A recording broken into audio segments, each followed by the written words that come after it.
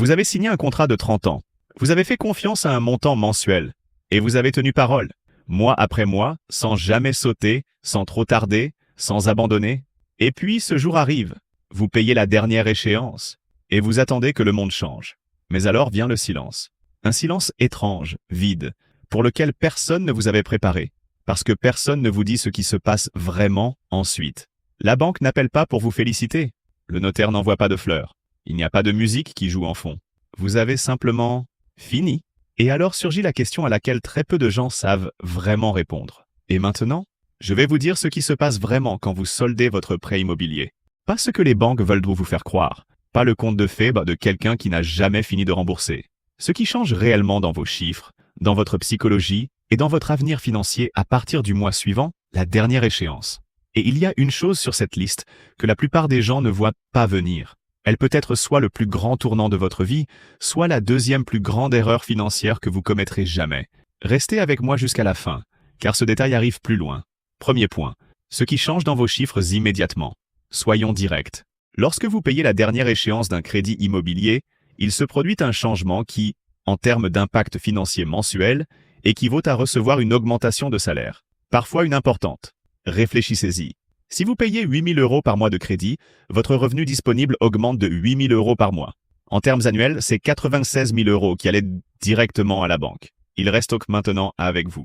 Et avant que vous pensiez que ce calcul est trop simple pour être pertinent, rappelez-vous que la grande majorité des gens ne s'est jamais assise pour faire ce calcul avec lucidité. Ils sont arrivés, ont ressenti un soulagement, sont sortis dîner pour fêter ça, et la semaine suivante, leur vie financière était redevenue exactement la même qu'avant. Juste sans l'échéance. Le problème, c'est que l'échéance mensuelle remplit une fonction silencieuse que très peu de gens perçoivent. C'est une forme d'épargne forcée. Chaque fois que vous payez le crédit, une partie allait aux intérêts. C'était ça qui allait à la banque. Mais l'autre partie était de l'amortissement du capital. C'était du patrimoine que vous construisiez. Et cette part sortait de votre argent automatiquement chaque mois, sans dépendre de votre volonté, sans nécessiter une décision active d'épargner. Quand vous finissez de rembourser, cette structure d'épargne forcée disparaît. Et la plupart des gens ne craignent pas de nouvelles structures pour la remplacer. L'argent reste disponible sur le compte. Et l'argent disponible sans destination définie a un comportement très bien documenté. Il disparaît. Non pas parce que vous êtes irresponsable, mais parce que la nature de l'argent sans destination est d'être consommé par les petites demandes urgentes qui surgissent chaque mois. Le premier grand apprentissage de ceux qui finissent de payer leur maison. Dans le même mois que la dernière échéance, vous devez décider où va l'argent qui allait auparavant à la banque. Si vous ne le faites pas, vous n'avez pas soldé votre prêt. Vous avez juste redirigé votre argent de façon inconsciente. Deuxième point, ce qui se passe avec le bien d'un point de vue juridique. Beaucoup de gens ne le savent pas, mais payer la dernière échéance ne signifie pas automatiquement que vous êtes le plein propriétaire légal du bien. Selon le type de contrat signé, le bien peut encore être grevé d'une hypothèque ou d'une fiducie en faveur de la banque, même après le remboursement intégral.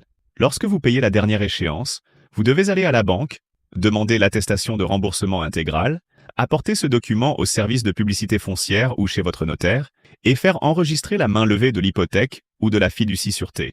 Ce n'est qu'après cet enregistrement que le bien devient légalement vôtre en pleine propriété. Ce processus peut coûter quelques centaines d'euros en frais de notaire, selon le département, et prend de quelques jours à plusieurs semaines. Si vous ne le faites pas, le bien reste grevé de cette charge dans le registre. Cela ne vous empêche pas d'y vivre, mais cela peut vous empêcher de le vendre, vous compliquer dans les successions et vous causer des maux de tête juridiques sans date de résolution. Prendre rendez-vous chez le notaire est la première chose concrète à faire après la dernière échéance. Pas la semaine prochaine quand vous y penserez. Le même mois. Troisième point. L'effet psychologique dont personne ne vous avertit. Il existe un phénomène bien documenté en psychologie financière appelé licence morale. Il fonctionne ainsi. Lorsque vous terminez un effort long et discipliné, votre cerveau interprète la fin de cette contrainte comme une permission de compenser. Comme si le sacrifice de tant d'années vous avait accordé un crédit émotionnel à dépenser. C'est extrêmement courant chez les personnes qui soldent leur crédit immobilier. La personne ressent, consciemment ou non, qu'elle mérite quelque chose. Et ce sentiment de mérite se matérialise en achats plus importants, en voyages un peu au-delà du prévu, en cadeaux plus généreux, en travaux qui semblent soudainement urgents. Il n'y a rien de mal à fêter ça. Vous avez remboursé un engagement qui a duré des décennies. C'est une véritable réussite qui mérite d'être reconnue. Le problème, c'est quand la fête n'a pas de limite définie à l'avance. Quand vous arrivez à la fin de la première année après le remboursement et que votre situation financière est pratiquement la même qu'avant, juste sans l'échéance et sans le crédit. Définir le montant de la fête avant de finir de rembourser, c'est ce qui distingue ceux qui utilisent le remboursement comme tremplin de ceux qui l'utilisent comme prétexte. Si vous êtes encore en cours de remboursement, c'est le moment de le faire. Décidez à l'avance combien vous allouerez à la célébration et combien vous redirigerez vers la construction de votre avenir. Quatrième point. Ce que font les personnes qui transforment vraiment le remboursement en changement de vie.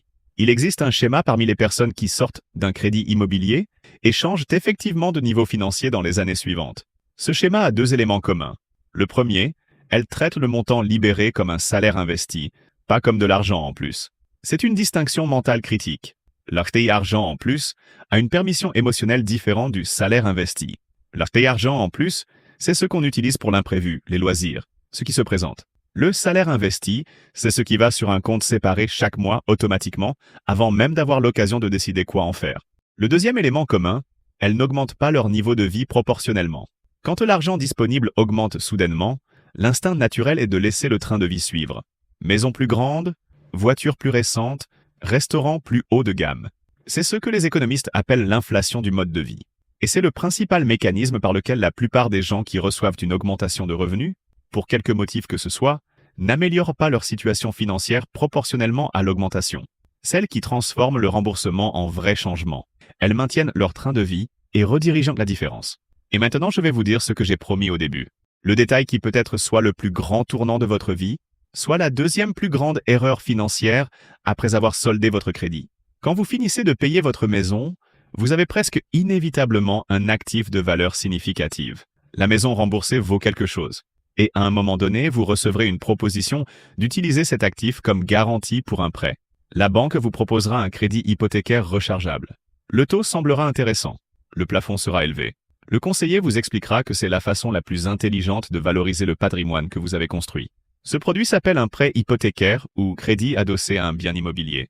Il fonctionne ainsi. Vous offrez votre bien libre de charge en garantie et empruntez de l'argent à un taux inférieur à celui de la carte de crédit ou du découvert autorisé, parce que la banque dispose d'un vrai recours si vous ne payez pas. Le problème n'est pas le produit en lui-même. Il peut avoir des utilisations intelligentes dans des situations spécifiques. Le problème, c'est que 9 fois sur 10, quand ce produit est proposé à quelqu'un qui vient de solder son crédit, l'objectif n'est pas une opportunité d'investissement extraordinaire. C'est de la consommation. C'est une rénovation qui peut attendre. C'est une voiture. C'est un voyage. C'est de la dette déguisée. Et que se passe-t-il? La personne qui a mis 30 ans à construire ce patrimoine, qui est arrivée au remboursement intégral avec une vraie santé financière, utilise son bien libre de charge comme garantie d'un prêt à la consommation et se retrouve à nouveau avec une dette adossée au bien. Les chiffres changent. Le taux est inférieur à celui du crédit initial. Mais le schéma comportemental est le même. L'argent des autres pour payer le présent. La règle la plus simple à ce sujet, un bien immobilier libre de charge ne devient pas la garantie d'une dette de consommation. S'il devient garantie, que ce soit pour un actif qui génère des revenus supérieurs au coût de la dette. Si ce n'est pas le cas, la réponse est non merci, et c'est tout. Parlons chiffres maintenant pour que vous visualisiez ce qui est en jeu. Imaginez que vous avez fini de rembourser un crédit dont les mensualités étaient de 5 000 €. À partir du mois suivant la dernière échéance, vous disposez de 5 000 €. Cela semble peu? Faisons le calcul sans romantisme. 5 000 € par mois placés dans un fonds obligataire simple, avec un rendement réel de 6% par an, déduction faite de l'inflation, pendant 10 ans. Sans aucun apport supplémentaire, sans aucune sophistication de portefeuille. Juste l'argent qui allait auparavant à la banque, maintenant placé dans un investissement de base. En 10 ans, cette habitude vous rapporte environ 800 000 € en pouvoir d'achat réel. 800 000 € en 10 ans, avec un placement simple, avec le même montant que vous payez en mensualité. Maintenant, l'autre scénario. Vous finissez de rembourser. Vous fêtez ça. La vie s'améliore un peu comme vous le méritez. Vous dépensez ces 5 000 € en petites améliorations de qualité de vie tout au long du mois. En 10 ans, vous avez la même maison, juste avec 10 ans de vie en plus. La différence entre les deux scénarios n'est pas l'intelligence. Ce n'est pas la chance. Ce n'est pas une connaissance financière sophistiquée. C'est une décision prise au bon mois, au bon moment. Et plus tôt vous le saurez, plus vous aurez de temps pour que les mathématiques jouent en votre faveur. Si vous avez déjà remboursé votre maison et que vous vous êtes reconnu dans le deuxième scénario, la bonne nouvelle est qu'il n'y a pas de point de non-retour dans ce jeu. Le temps perdu ne peut pas être récupéré, mais le temps qu'il vous reste est réel et fonctionne. Le meilleur investissement que vous puissiez faire maintenant est celui du mois prochain, pas le regret de ce que vous n'avez pas fait au cours des 10 dernières années. Et si vous êtes encore en train de rembourser, ce que vous avez aujourd'hui est la chose la plus précieuse dans cette équation, le temps de planifier. Vous pouvez décider maintenant, avant d'y arriver, ce que vous ferez avec l'argent. Vous pouvez structurer le changement avant d'avoir besoin de volonté pour le réaliser. Et ça change tout. Une dernière chose que je dois mentionner car presque personne n'en parle. L'impact d'une maison remboursée sur votre vie professionnelle. Cela semble étrange, mais il existe une corrélation claire entre le fait de posséder un logement libre de charges et la capacité de prendre des risques professionnels qui étaient auparavant impossibles. Quand vous n'avez plus d'échéance mensuelle obligatoire de logement, votre coût de vie minimum chute considérablement. Et quand le coût minimum baisse, vous pouvez accepter une proposition d'entreprendre avec moins de capital de réserve. Vous pouvez changer d'emploi sans avoir besoin du nouveau salaire exactement le mois suivant. Vous pouvez négocier avec moins de désespoir parce qu'un non ne signifie pas perdre son logement.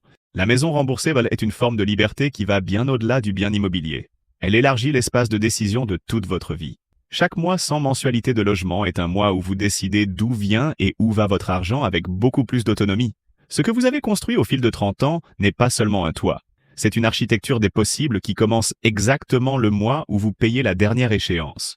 Veillez seulement à ne pas laisser cette liberté entrer par la porte de derrière le mois suivant, déguisée en crédit hypothécaire rechargeable avec un taux attractif. Si cette vidéo a changé votre façon de penser votre remboursement, partagez-la avec quelqu'un qui est encore en cours de crédit. Parce que la bonne décision prise avant d'arriver là est infiniment plus facile que la bonne décision prise sous pression. Sur cette chaîne, chaque semaine, une conversation honnête sur l'argent, sans jargon, sans fioritures.